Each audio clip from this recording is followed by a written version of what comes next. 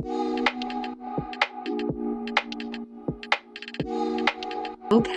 Hello, everybody. Welcome to Bari Connected podcast.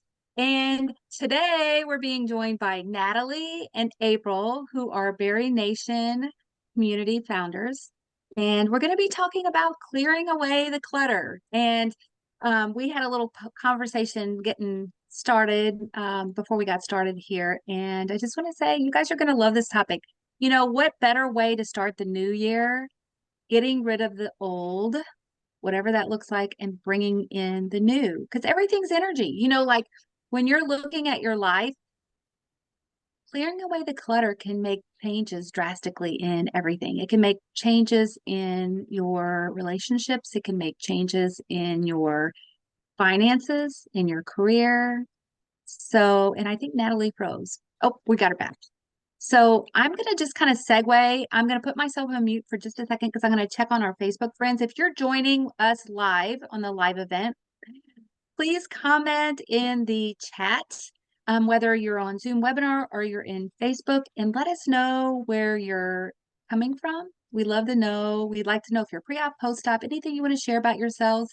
Say hello to our guest here. And at this point, I'm just going to kind of turn over to these girls and have them introduce themselves more formally. Awesome. All Well, right. hi, Well, everybody. Oh, sorry, Nat. My name is April Williams. I'm one of the co-founders of BariNation. I had vertical sleeve gastrectomy in July of 2019. I have lost 150 pounds and am maintaining it. I have onboarded multiple modalities of treatment. So I attend BariNation support groups and classes every single day or every single week. I focus on movement, mindset, metabolic wellness, and I am on a GLP-1 medication as well. And I live in Washington State. That's me. I'm Natalie. I'm also a co-founder of BariNation. I'm a three-time bariatric patient. I had the lap band done, had some complications, then I had the plication done. And then 10 years later, I decided to have a VSG surgery in Tijuana, Mexico. So kind of all over the map. I've experienced a lot in my bariatric life. I live in Central Oregon with my parents and my dog, and it is very cold today, but happy to be here and excited to chat about decluttering. We got looks like Wynn, we have Tara, we have Nikki, Jessica, Caroline, Cece, Susan. Yes, hello guys. And then we also have some people watching on Facebook, so I want to just reach out and say hello to them as well. So let's just jump in. Let's just jump in. I don't know how you guys want to kind of talk about this.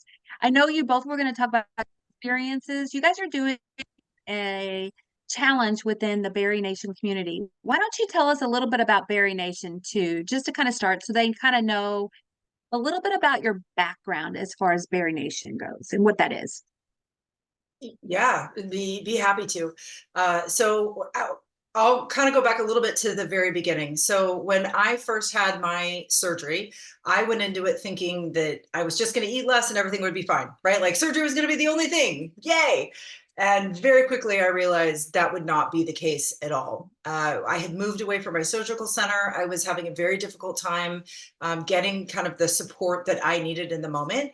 And then the pandemic hit and the world kind of shut down. My background is in public education, specifically online public education, and I was not afraid to bring people together on Zoom. So I started hosting virtual bariatric meetups on Zoom, and I just invited people that I followed on Instagram and invited experts I followed on Instagram. That was where I met Jason, one of our co-founders. At the time, there was no patient voiced podcast. So our Sleeve Life and what we were called East to West WLS, we kind of were created at the same time. And we started talking about our live patient experience. We grew a Patreon community, and that community really wanted an opportunity to connect on a deeper level with the experts that we were interviewing on the podcast.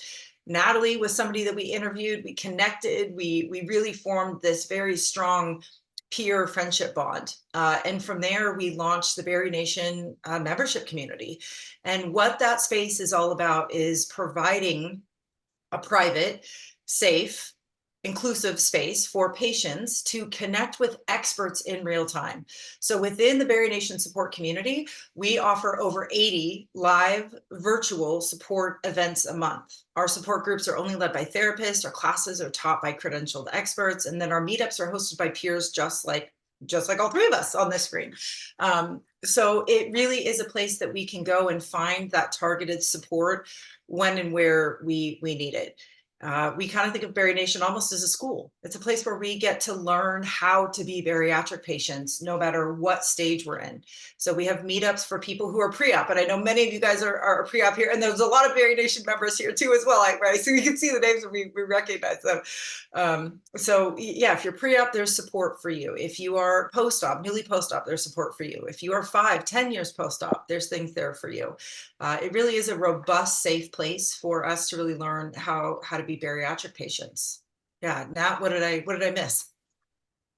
I think the one thing that I want to just drive home is that it's also a safe place to practice being a bariatric patient. I just before this webinar that you're watching, I was hosting a casual lunch hour meetup for peers to just connect and talk about literally whatever they want within means, of course. And someone had brought up some amazing work that they had, mental work that they had been going through and working on. And they mentioned it's because I had Bari-Nation to practice the tools that I was given. And it was their first time, really honing in and utilizing those tools in real life, in the wild. And so it was a really cool moment for me, obviously, as a founder, to understand, like, oh, this is a safe space not only to acquire the tools that we need, but also to practice the tools in a safe environment, so that when we do encounter things outside of Bari-Nation or outside of our bariatric bubble, we can handle it and we can do it. And then at the end, we'll probably be like, oh, shoot, I just did that. But without thinking, you have the power to practice in Bari-Nation, and then you can actually utilize the tools outside of Bari-Nation. Yep. It's a really powerful opportunity to be able to, as a patient, right, to recognize, I don't know how to do this. I've never lived before as a bariatric patient, and there was really no roadmap. There was no guide. I got a binder from my surgical center, but it kind of stopped at 6 months because the binder was like, well, eat this, shoot for these calories, move your body, and work on lifestyle changes. Okay, I don't even know what that means. So right. Right. I mean, it's like, because my lifestyle change is different from what somebody else is going to do. Right. And it ties into what we're talking about today.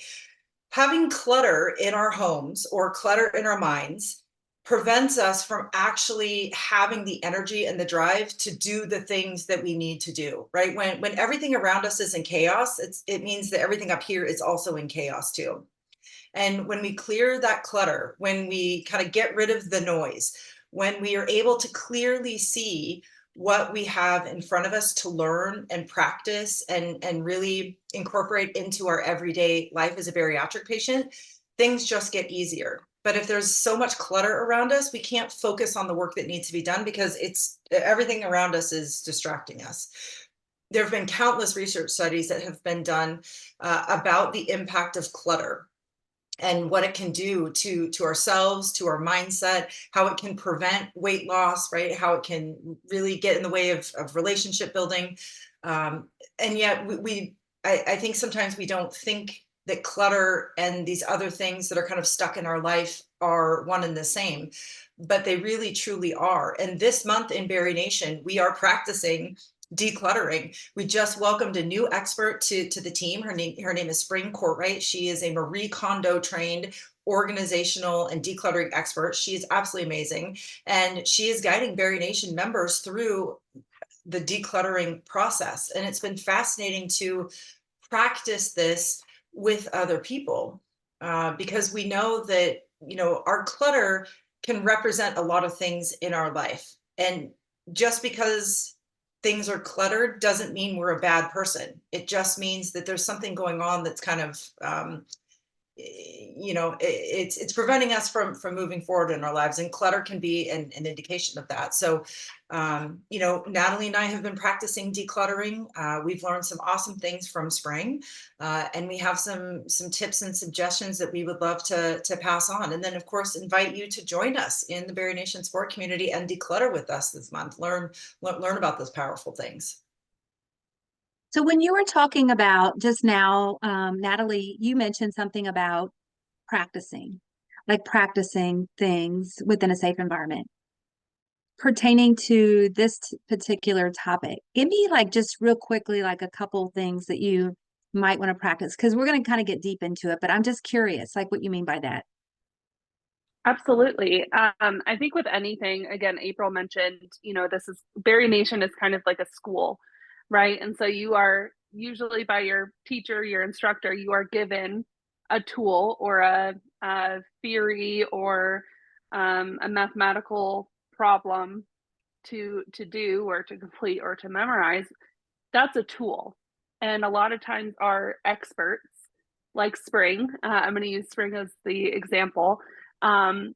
She advised, hey, decluttering your space and your mind can actually aid you in your bariatric journey.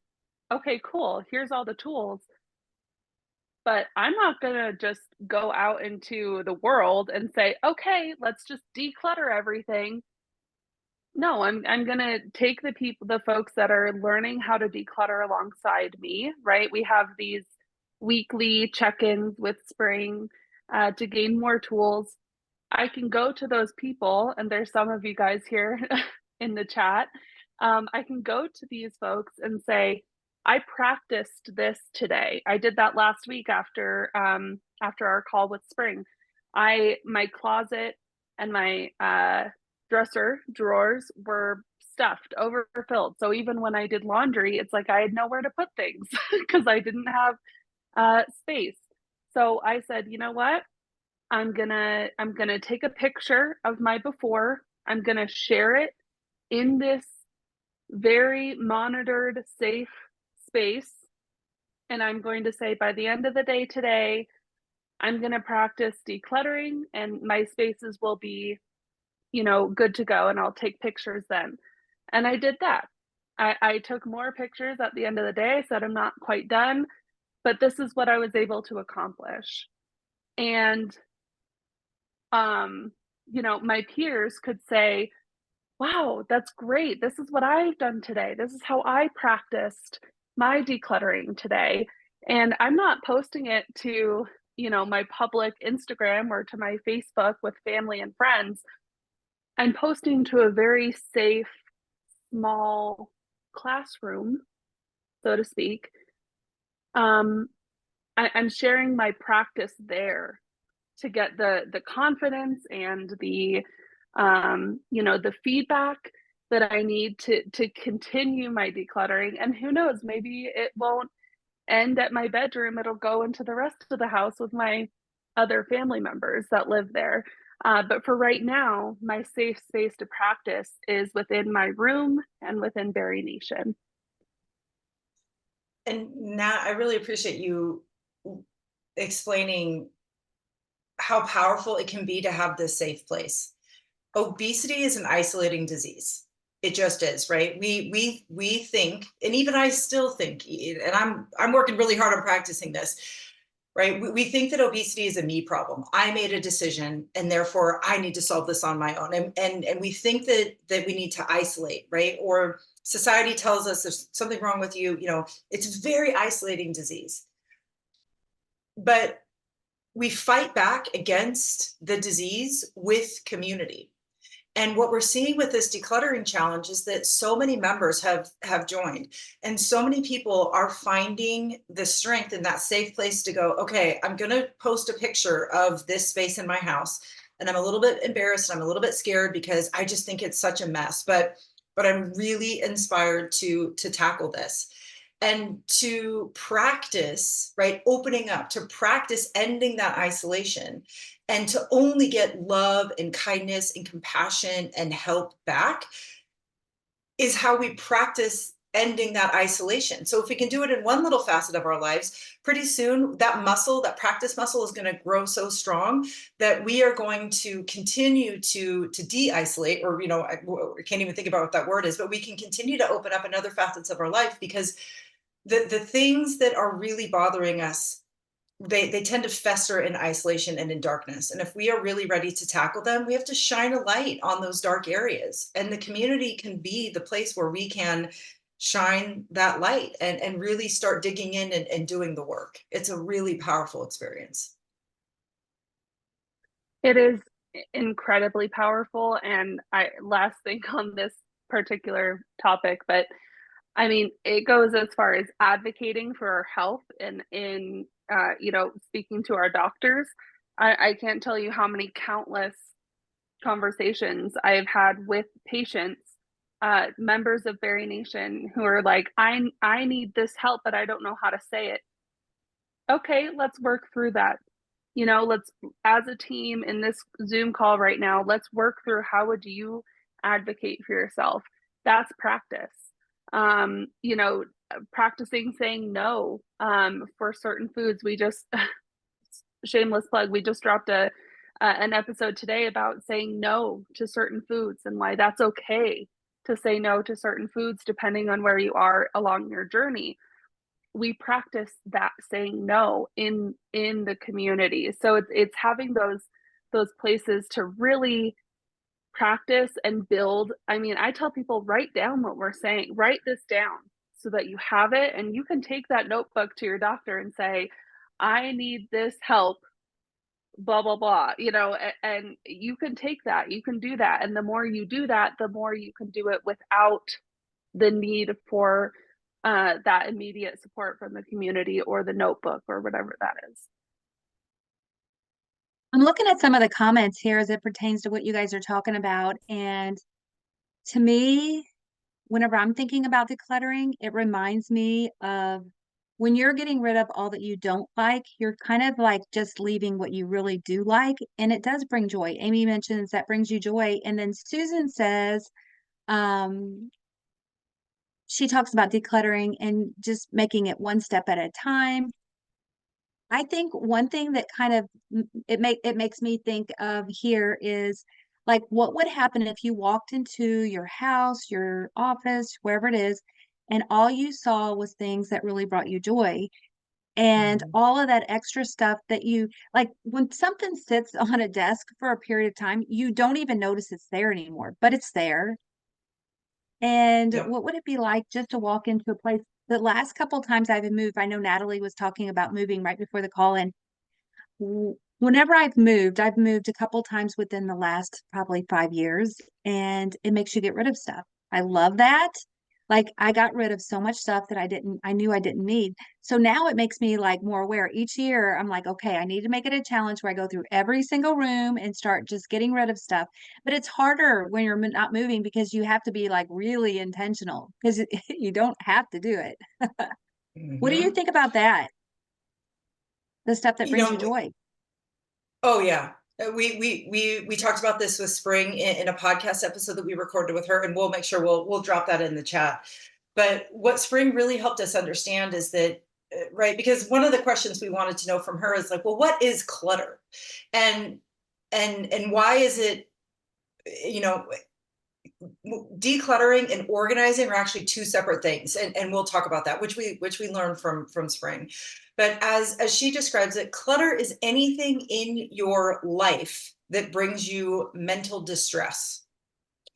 And what's so powerful about that definition is that I could walk into my house and I could see something on the counter and that would cause me mental distress, whereas Natalie could walk into my house and see something on the counter and not think anything of it. So clutter are these things that cause this mental distress in our lives. But the interesting thing again about that is clutter can be mental, it could be emotional, it could be physical, tangible. And these are all areas in our life that we can focus on to help alleviate that stress. Because when our stress level comes down, we lower the temperature. And when our temperature is lower, we make decisions that are more aligned to our goals. We can make them, in a quicker fashion. We have more capacity to make decisions when that temperature is low. But if we're always boiling over, if we're always stressed, we just shut down and we don't have the energy or the time to do anything. So knowing that the purpose of decluttering is to lower that stress, and then when we finally have the things in our life that are meaningful or valuable, or that we continue to go to that bring us joy, we can find homes for those things that bring us joy, right? I mean, it's like, if my grandmother has given me some very cool things as of late, and I absolutely value and cherish them. That item needs to have a dedicated space in my home and in my life because I value that thing. So I need to find a place where that belongs. And if it doesn't have a place, then it's kind of telling it that I don't value it as much as what I really do. So that joy really comes down to value. And when everything has a place, right? When I've gotten rid of the clutter, and when I only have the things that are joyful and bring value to me, and it has a home, I use them more often. I can access them more frequently. And again, that helps me keep my temperature low, because instead of me running around looking for my favorite water bottle, I know where it lives and I can go and find it exactly when I need it. So it's been really, really interesting. I always thought decluttering and organizing were one and the same. But as spring is teaching us, it's really not. The first step is to remove those things that are causing stress or that you don't need, right? That are really truly trash or could be good given away, to remove them from your space so that now I see exactly what I have. Then you move to organizing. And I was like, oh my God, I never even thought about that before. But by going through that process, it's helped me in ways that I would have never imagined. Mm-hmm. I completely agree. I think where I've learned is moving. I moved in September, right? Like you said, Brenda, I got rid of 80% of the things that I had. I didn't need it. I knew that I was going to be coming into a very small space. And now that I'm here in this small space, it's like you still acquire things, you know. I have a cup addiction post bariatric surgery. So I have all these cups and whatever. We can't fit them in, our kitchen. So it's like, oh, I have to start keeping things in my room. Not a big deal, right? Well, now it's like my whole dresser, the top of my dresser is covered in things because I don't have that space, like what April was talking about. And so being able to take the time and really say, is this causing me stress, or am I holding on to this just because it's a gift and I don't really like it? Or, actually being discerning and allowing yourself to be honest with yourself about those items. And I've found a lot of value in that. Same with clothing. I've been holding on to certain pieces of clothing even after my move. Even after my huge move that I purged everything, I still had clothing that I haven't worn in 4 years, 3 years. Why am I holding on to that? Like, what's the point? Yep. And so really getting down to, why am I holding on to this?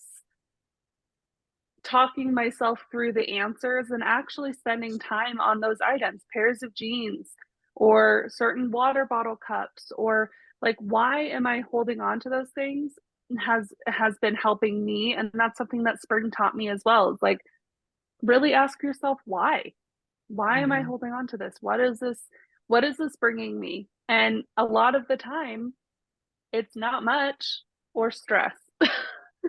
And if it's not much or stress, bye. Done. Yep. Yep. And I think as bariatric patients, especially, there's always something in the back of our mind that is like, okay, well, I bought that for a reason. And you can probably think of what the reason is. And it probably wasn't necessarily related to that item, but it was like, we were trying to feel better about a situation or ourselves, or right. We were trying to get a little bit of joy. And I don't know about you guys, but for me in the past, that was me buying things and welcoming into my life. But what I started to realize is that stuff does not bring me joy. And when I've been going through my clothes, I mean, I gave away, I'm really not joking, you guys, probably 40 really expensive handbags the other day. I purged my closet again. Some of those handbags still had tags on them. Some of those clothes still had tags on them. And it was a reckoning for me in a good way, because I had to, just like what Natalie said, I really had to ask myself the question, why did I buy this? And it might have brought me joy in the moment that I bought it, but I never wore it because the tags were still on it, or I wore it a few times and then that was it. And I hadn't worn it in years.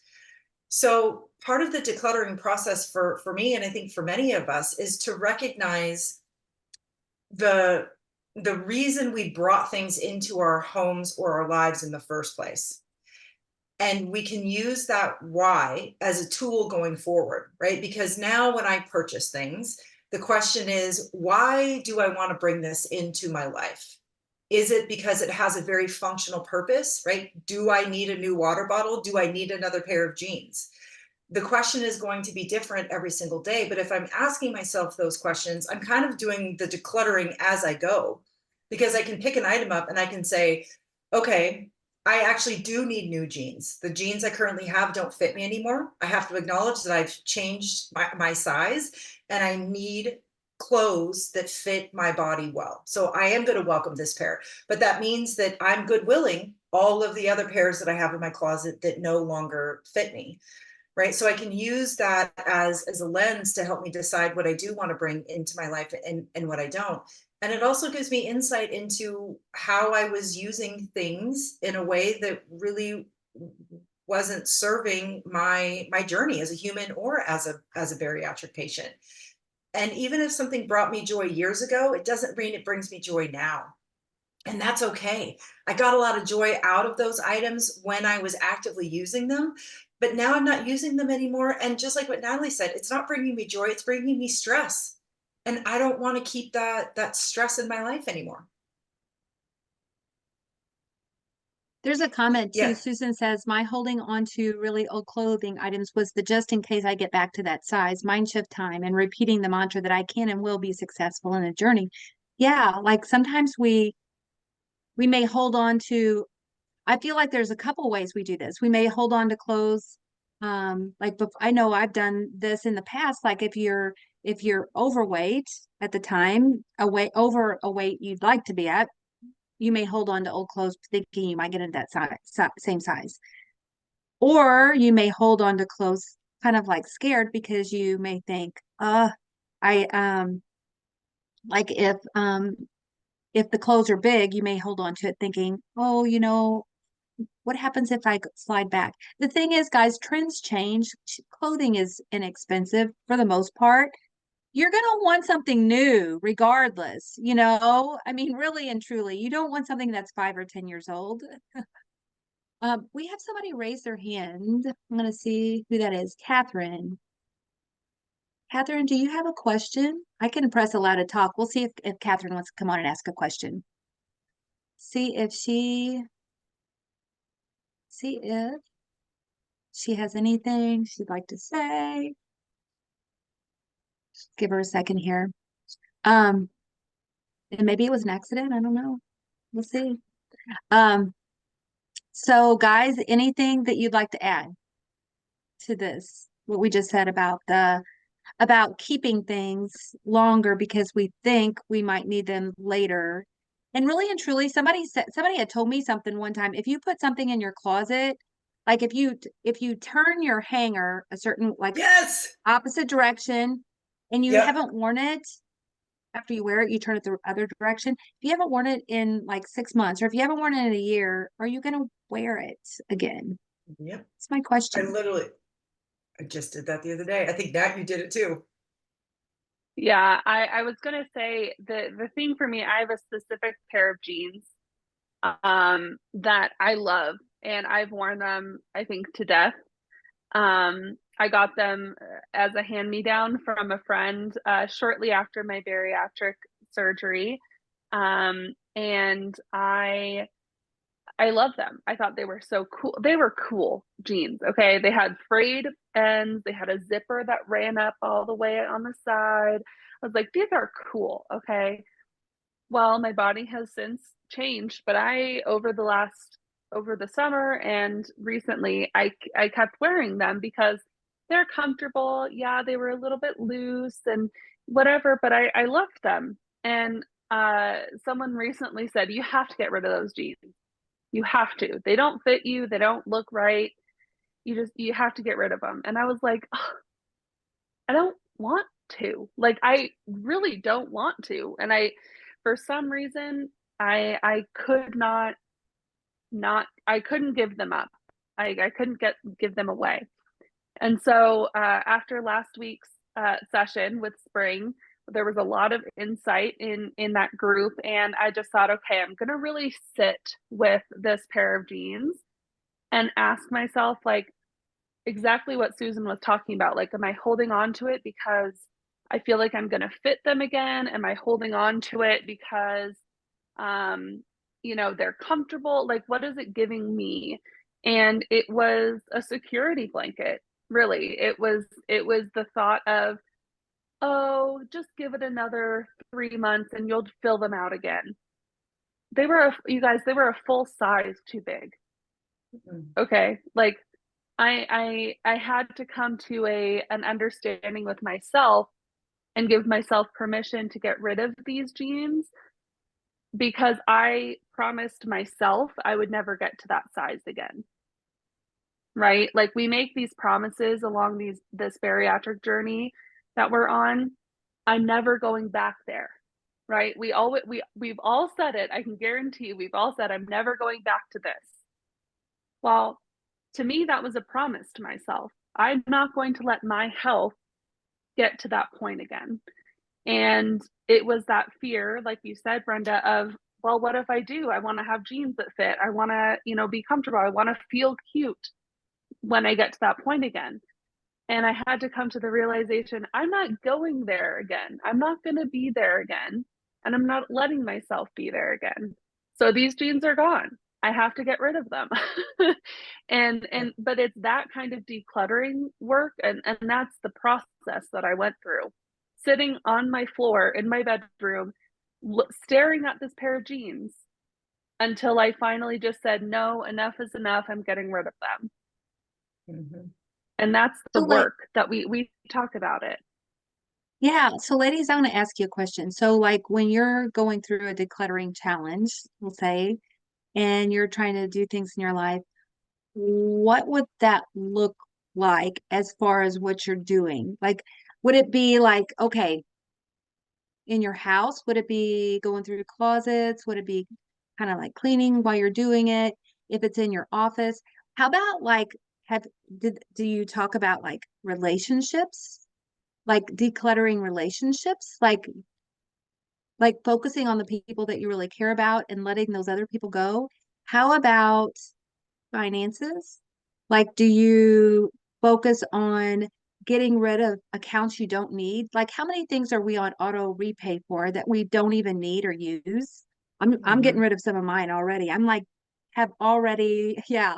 How about I'm trying to think, your work, your job. How about like getting rid of the task that you don't need to do every day so that maybe you have more free time? Like, there's things that we do every day, we just do them. Do they mean anything? Do they earn us extra money? Are they required? Like, we just do things because we think we have to. So that's my question.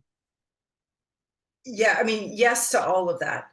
Clutter, right? Clutter is anything that brings us mental distress. And that can be literally anything in our lives that we interact with. So tangible items, mental clutter, financial clutter, entertainment clutter. I mean, I got over 100,000 pictures, I think, in my iCloud. Like, oh my God, that's the most cluttered space, I think, of my digital life. My inbox, my email inbox. I mean, absolutely. What's nice about this challenge and what spring is teaching us is we have our lifetime to declutter. And just because we get a single space decluttered once doesn't mean that it's not going to find its way to cluttered again, because as humans move through life, we just pick up things. That's just what we do. So this isn't a one and done situation. This is learning how to just be a declutterer by nature, right? So we are really practicing that. So what I did is spring in the challenge kind of presents us with a checklist to help us prepare for what we're going to do. And then I just made a list on my phone of all of the places I immediately knew I wanted to declutter. And I've been setting aside a time on my calendar to tackle that space. And spring also kind of gives us this order of operations that we can move through. But like the other night, I was putting my dog Stella's toys away, and they were absolutely over full. And I was like, oh my God, this needs to be decluttered. And I spent about 15 minutes and I went through her entire toy basket, and she's got this stack of drawers where I keep her dresses and collars and all that kind of stuff. I sat on the floor. I had her sit right next to me. I tried on all of the clothes that I thought maybe fit her. And I ended up giving away over half of her things, right? So not only was I able to purge those items, I was able to declutter. Then I went to the next step and I reorganized those drawers and I put new labels on it. It took me 20 minutes and I felt so accomplished when I was done with that. So I've done that with Stella's stuff. I went through every drawer in my kitchen and I did the exact same process. I pulled everything out. I cleaned the drawers. I removed the things that I no longer needed or hadn't used in years, or I had duplicates of, like, oh my God. I mean, that's been in my house. I had so many mixing bowls. I was like, I don't understand why I have so many mixing bowls. It's two of us. So, right. Just, it felt so good to purge. I gave it away in my Buy Nothing group. I took stuff to the Goodwill. So I was able to do that. So I'm just working through all of the other items as I go. And my inbox is up next. My office is up next. Yeah. So, and what I'm finding is now that I'm in kind of this purge, this decluttering mindset, it's really easy for me to look at something and be like, oh, nope, I don't need that, gone. Right. Or just take the 5 minutes and instead of scrolling TikTok, I'm going through my photos and I'm deleting as many photos as I possibly can in 5 minutes. And then I'm calling it good. Right. I'm giving myself permission to not be like, today is the only day that I can declutter and I'm going to tackle all these projects. No, it's exhausting. You are really doing a lot of mental work when you go through this process. So giving myself permission to just tackle one project at a time has been awesome. I love that because I one thing, agree. and I know, oh, go ahead, Natalie. I was just gonna say, I agree. I think I've also been decluttering. You mentioned relationships, Brenda. I've kind of been doing that, not in a very blatant way, but when I find a relationship or a friendship, whatever, that's bringing me that stress, maybe it's cutthroat, but I have to say I'm not associating with them right now because I'm not in the mental space, and that's a lot for me to say as a people pleaser. It's difficult, and I don't tell them, hey, I'm decluttering you, like I'm not gonna talk to you or whatever, right? But I'm not going to use my mental capacity worrying or thinking about a person who is not doing the same for me as been shown by their actions, if that makes sense. Like I'm like, okay, why am I spending time? And I have caught myself in the last couple weeks, why am I spending so much time and energy worrying and thinking about this specific person? And I'll go through the same questions I asked about the pants. What is this serving me? What is this giving me? Why am I putting energy in it? And it's not a bad thing. I don't wish ill towards this person, right? I think that's another thing we as people pleasers have to get used to acknowledging. I don't wish harm on anyone. I don't want anyone to have a horrible life. That's not my intention. My intention is I'm spending a lot of energy and emotional capacity on you, and I'm not receiving the same. So I'm just going to pause on our relationship and our friendship for now, and maybe we can revisit later. So I just wanted to put that out there too, because I think it's totally fine to kind of declutter our mental capacity and our mental energy on people also. Yes, and I wanted to add too, I know we were talking about it feeling almost like an overwhelming task. And April, you mentioned, maybe just taking 5 minutes, to a day to do pictures or whatever it is. For me, I remember a little while back, I was starting to get overwhelmed on my personal email. You send in, you order from Bath and Body and you start getting their emails. You order from this place and you start getting their emails, or maybe you want a coupon code. So you download something and you start. And what I found, like just for emails, for an example, in the morning time, whenever I was watching TV, I would delete, I would unsubscribe to 10 emails a day. And within a month, I had decreased my subscriptions by, well, 10 times 30. What is that? 300. And it was amazing. Like I could go into my email and actually see emails that I really wanted to see and needed to see. So like even just like a little tiny thing, like April was mentioning her kitchen. So like if you guys have a very large kitchen or it's going to be pretty trying, what about taking one cabinet and doing that and then moving to the next one, or a closet? You don't have to do your whole house in one day. That's just not possible. Like do one little section or one little part, or maybe do like in my bedroom, what I'll typically do like once a year is I'll go through my closet one day, then I'll go through my drawers another day, and then I'll go through my husband's stuff. I have to laugh though. I went through my husband's stuff, I guess it was probably whenever I went through my stuff, probably about 6 months ago. And I took all the stuff instead of throwing, usually I just throw it away. And one time I did that with his socks and underwear, and he did not have any left. And so he was like, okay, what do I wear now? Anyways, I started like being nicer and putting them up on top of his dresser. Well, he never went through them and they all recycled back into his drawer. And I was so mad. I'm like, that was ridiculous. So if you're doing it for a partner, I just say, somehow pinpoint them down and have them help you. I don't know. Any other suggestions on that about like tackling something that's very large? Because it can feel overwhelming. Yeah, I would say I'm a member of the ADHD neurodivergence club, and I set timers. I say I'm going to spend 20 minutes doing this drawer. Let's say we're doing the kitchen. I'm going to spend 20 minutes, 30 if I have it. Once that timer goes off, it's like Iron Chef, hands up, you're done, walk away. Because I can spiral really quickly. I can spiral and laser focus and kind of go into a rabbit hole. And then by the end of the day, I'm spent. And then I don't want to do anything for a week. And that's just me. That's just how, and I know that that's how I operate. So setting the timers and saying, I'm going to spend 20 minutes today on this specific drawer, or I'm going to spend an hour on my closet. Once the timer goes off, I'm done and I'm going to carry on with the rest of my day. And planning out, like April had mentioned earlier, planning out those times of the day that is your decluttering time and honoring it, I think is huge. And you can't do it every day. I don't think you should do it every day because, again, I think you'll get hyper fixated. Again, that's just me, but I think setting the timer, scheduling time in your week, a couple times a week, is how I do that. Yep.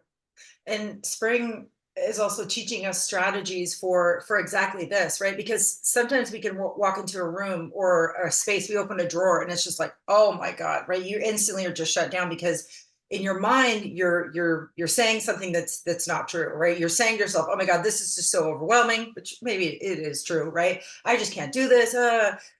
But we can go into a room and say, okay, I'm only going to look for things that I know I want to donate. And all you're doing is just going through that space and pulling out the things that you want to donate.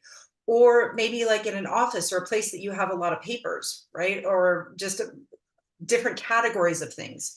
You could go into a drawer or you could go into a room and you could say, okay, I'm only going to focus on paper goods today, or I'm only going to focus on shoes, or I'm only going to focus on office supplies, right? Whatever it happens to be. And instead of looking at an entire space and thinking, oh my God, there's so much here to do, you can just focus on one element of that space. You don't need to do the whole thing at once. So that can be a really powerful way to really tackle kind of these bigger projects, and not feel so overwhelmed. Like the day that I did my kitchen, I went through every single drawer and I first decluttered. Okay. And then I looked at what was left and I reorganized. Okay, great. And then I turned to my pantry and I was like, yep, okay, on to that. And I literally opened up the cabinet where all of my Starbucks tumblers are. And I was like, not today, Satan, and just closed it. And it was the all or nothing for me a little bit. But I was like, you know what? I'm really proud of what I've done.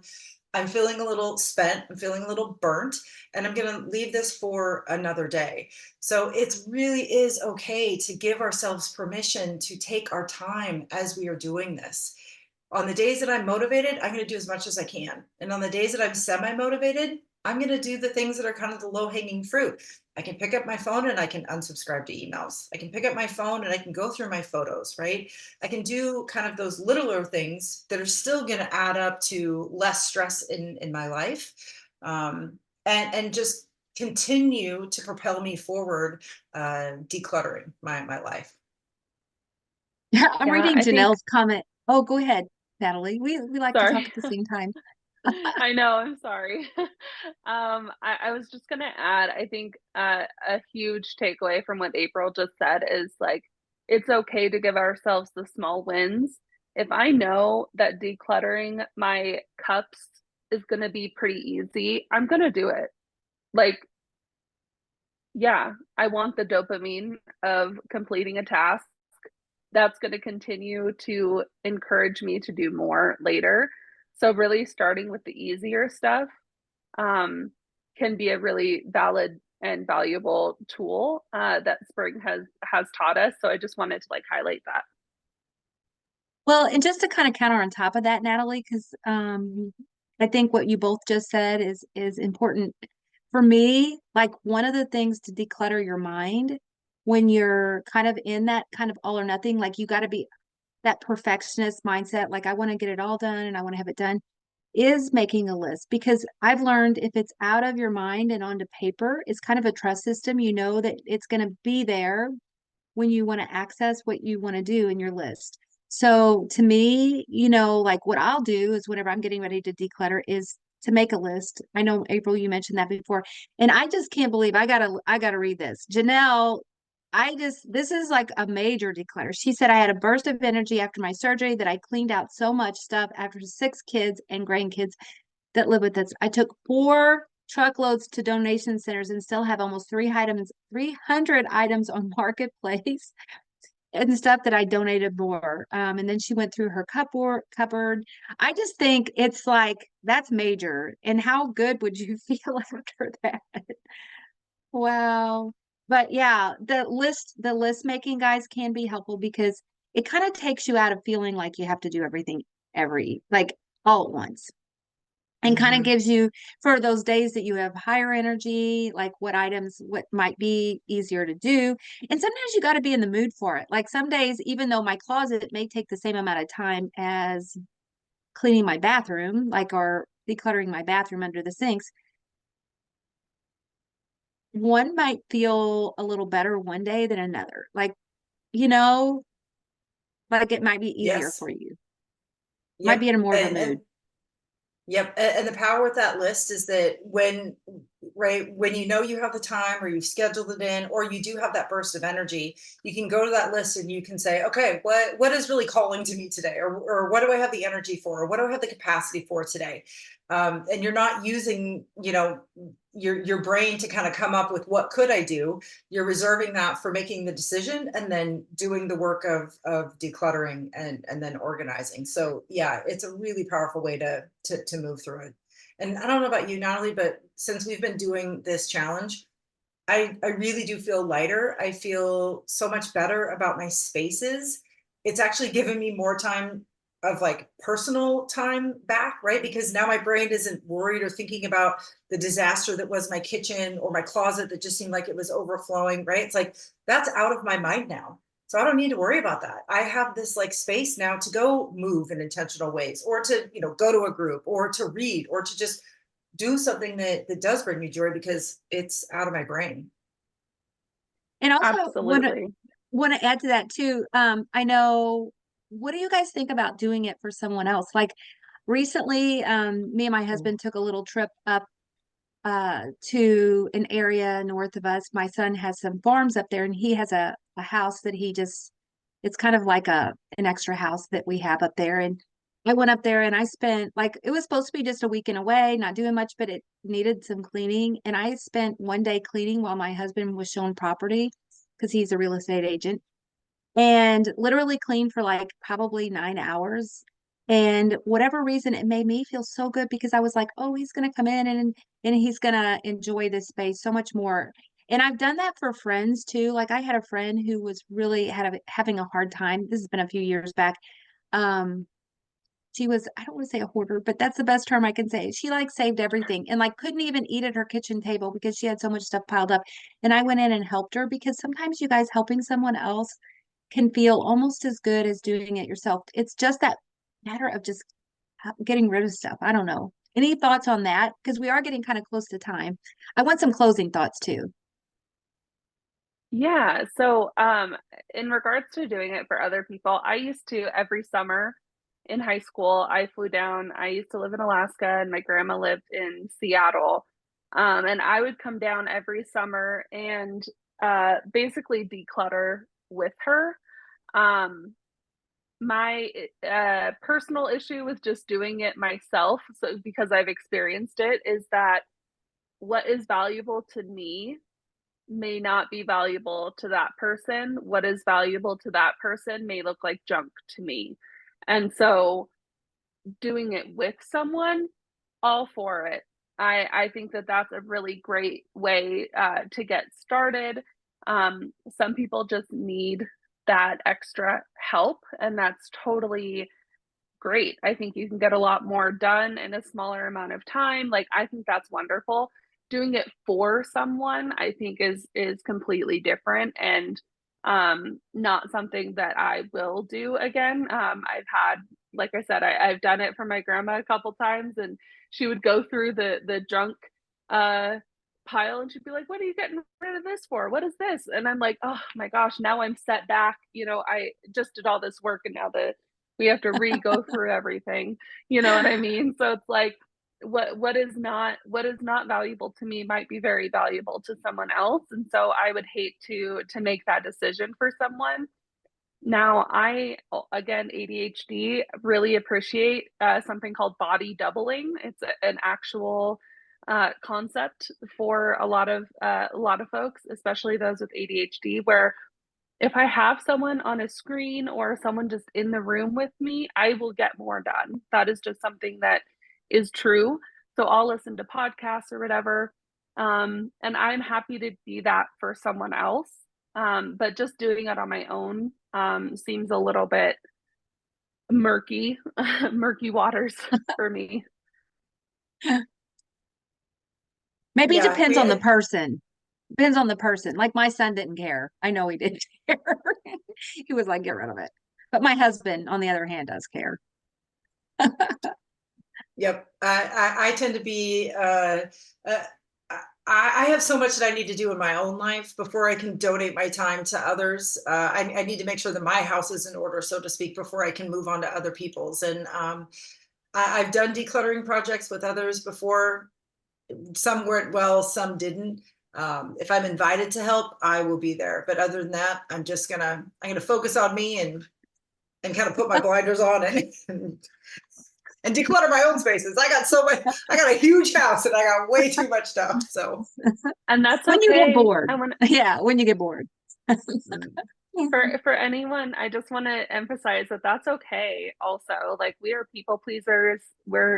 bariatric folks that are obese, we like to make sure other people are happy before ourselves. It's okay to declutter in the sense of like, I have my blinders on, I'm only focused on me right now, and that's okay. Absolutely. Absolutely. Somebody just said, I once contributed to a meeting by speaking, and then when I was done, booted off the chat. Couldn't get back on. Wasn't intentional, but how do we watch these trainings? Is there a link? Because I'd like to watch again. Okay. So I don't know who would have booted you off one of ours because I haven't ever booted anybody off, but I will tell you, if you ever want to come back and watch one of these replays, this will be on replay using the same exact link that you registered. It'll be on demand through the end of the month. But we also have a YouTube channel and a podcast that it'll be placed onto too. So I'll tell you about those here in a minute. Closing thoughts. Tell us, guys, closing thoughts. I guess mine would be uh, it's okay to feel intimidated. It's normal to feel intimidated. I know Christy put in the chat that she gets into this space where she freezes and stalls out for a little bit. I've been there, slash am there, and that's okay to navigate. You're not alone in it, and I hope that this conversation has helped you all feel more empowered to declutter however you need to, and if you need support in this process, BariNation is here to help you. I would stress decluttering is a form of self-care, and we all deserve to be surrounded by things that bring us joy and live in a space that is aligned to who we are now and who we want to become. And decluttering can help us make that happen. We have a couple people on Facebook commenting too. Marlena says, yeah, I used to do housework while on the phone with my mom all the time. I mean, it makes time go by so fast and you enjoy it. And Marcia says, get rid of the big clothes. We're not going backwards. Yes. Yes. So guys, I'm gonna share my screen and I'm gonna share a couple people had asked about the BariNation tribe, I guess, and we're gonna tell you how to get on there. And I'm gonna share so that you guys can see. I'm gonna go to the ProCare. So if you're just listening, it's procarenow.com, procarenow.com. I'll copy that so that I can paste it in the chat box. When you get to ProCare Health, if you go over to the Bari Connected tab, it's about halfway over, and I have to move my Zoom stuff here. Bari Connected tab, under that is partner programs. And when you click on that, BariNation is going to be our very first one right here, guys. And you press the learn more button. Yes. And guys, I'm going to kind of just scroll down, but I want you to talk about a little bit about this, what we offer. ProCare has paired with BariNation as a partner, and we are offering some amazing discounted monthly rates. Yes. So just because you are a supporter of ProCare, we are going to extend you a 4-week trial membership. So you get to become a part of the community, try it out for 4 weeks and see if that is a great place for you. If you subscribe to the ProCare vitamins like Natalie and I do, you're going to get that 4-week trial plus a discounted monthly rate. So currently our monthly rate is $39 a month, which is a little bit more than $1 a day. But if you are a subscriber of ProCare vitamins, you get to access a $29 a month rate, which is just phenomenal. And a lot of people choose to take advantage of that. And the wonderful thing too about the BariNation membership is that it is all 100% online. It's virtual. It's all done via Zoom. There's a great app, so the support goes with you wherever you go. And most of our classes are recorded. So all of the meetups and the things that Spring is leading in BariNation for our decluttering challenge are all recorded, so you can watch that support when and where you need it. And then of course there's 24/7 access to all of the members to those spaces that you can connect. We have thousands of hours of pre-recorded on-demand content. So even if there isn't a live event happening, but you really would like some support with regain or emotional eating, or you're ready to dive into the decluttering challenge and you just want to take in all of the things that you can, all of that is there for you 24/7 in the app. So it really is a wonderful, safe place for us all to practice all of these things that we want to incorporate into our lives. Absolutely. So get in on that decluttering challenge, guys, because really, regardless of how you do this, you're gonna get a trial. Okay. So you have the 4 week trial that you can just try, or you have the 4 week trial plus a discounted rate. And if you have any questions, ProCare does have a support number. It's 877-822-5808. So you can always call and get help with one of our support people too. I also want to just mention, because of earlier people asking how to access these after, if on the ProCare Now website under Bari Connected, we have a Bari Connected tab, which is our first one there. And when you click onto that, you're going to see all of the events for each month. So it's January, so you're going to see January events right now. Some of these events have already happened. We had 2 events before this. We had one on January 3rd, January 10th. You can click onto either of those and listen to the replay on demand until the end of the month.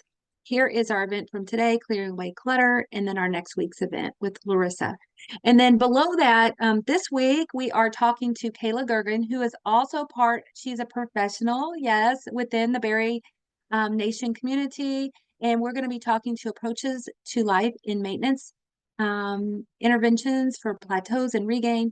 That's probably, we did a little poll, and that was our biggest requested topic for the year. So we are going to be talking to her. It's a support group, January 18th. You can register here. And then below that, if you, again, Bari Connected, we have a podcast, Bari-Nation actually has a podcast as well. So you can listen on either of those platforms. And then our YouTube channel, which is, click on the little link. And when you do so, it brings you to the ProCare Health Vitamins and Supplements. Does Bari-Nation also have a YouTube channel? Okay. Yes, we do. Yes. Okay, perfect. So subscribe, guys, to both of those, because when you subscribe, you get notifications when new videos are actually added. And then I also want to just say, ProCare just added a Bari Connected Facebook page. It's Bari Connect, and a Facebook group. Look, there's April right there. Natalie might be on this picture too. I'm just not sure because I got part of it covered. We also have I'm a not. Facebook group. Nope. Maybe on this other one here. Our Bari Connected, Bari Connected group. Nope, these are all just random friends here. Natalie's on some of our pictures though. Guys, whenever you go into these media files though, you can actually like look. I downloaded tons and tons of photos. Actually, there's lots of patient photos too. I don't want to go through all of those right now because it is a private group.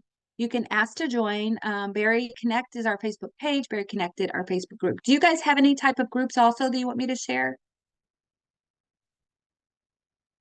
No, we're really most active in the Bari-Nation support community. That's where we pour all of our time and energy and resources. I think sometimes people think there's this big group of individuals behind Bari-Nation, and we have over 30 experts. We have a volunteer core group of people that is absolutely phenomenal. But we are just a small organization at the moment, so we really pour our energies and efforts into the community. We love connecting with people on social media. We're most active on Instagram. We do have a presence on TikTok. Who are Bari-Nation community. Sorry, that's background noise. Go right ahead, April. Yeah, you can connect with us there, or you can also just send us an email. It's just hello@BariNation.com, and it will be Natalie or I who are behind that email account, and we'd love to answer any of your questions there. I also want to mention too, Bari-Nation is an affiliate of ProCare, meaning that they're for their vitamin of choice, I guess, for their group. And they do offer 10%, we do offer 10% off if using the Bari-Nation code. It's just Bari-Nation. So if you're listening to this and you want to use their link, the link is, I just am putting it in the chat box. If you're listening to a replay, It's going to be under the description. You can find that in the description of the YouTube video or the my mind went blank, or of our podcast. So we'll definitely have it both of those places as well. And I am going to also talk about one other very short promotion. I'm doing a little bit of pasting here while we're talking, guys. Sorry about the delay. I try to do two things at once, but I'm not always the best at it. Okay. So also ProCare is also offering you guys a really fun promotion. WLSFA has a calendar that they're putting out. It was actually done by the Waiting Table podcast, and I'm going to show you guys that real quick. We are offering, if you order $45 right now worth of products, you can actually get the calendar for free by using the code calendar. So I am going to go to our website, and when you check that out under products, it's under products, and then the very last tab, which is extras, the calendar is listed there. All you do is you add the calendar into your cart. You click on it and you add it into your cart. It's normally $25. So you can pay for it if you just want to get the calendar, which supports the surgery. 100% of the proceeds of the profit is going to someone who's having a weight loss surgery. So somebody who has been pre-selected. Add it to your cart, and then in the checkout, add the word calendar for code. So add that here in the chat. Just want to say thank you, everybody, for being with us today, for joining us, for being a part of the event. We so appreciate you guys' support. And April and Natalie, you guys are always so amazing. I just love talking to you and being with you. You just radiate this amount of sunshine and actually inspiration. Like both of you with your own journeys. You've stayed really active in the bariatric community and been a support to many people that given hope to people. So I appreciate that so much. Well, thank you, Brenda. We appreciate you. We appreciate ProCare, and we always appreciate an opportunity to connect with fellow patients and help in any way that we can. Yes. Yes. Okay. Well, thanks all. Everybody have a great evening, and I look forward to seeing you next time on Bari Connected. Bye, guys.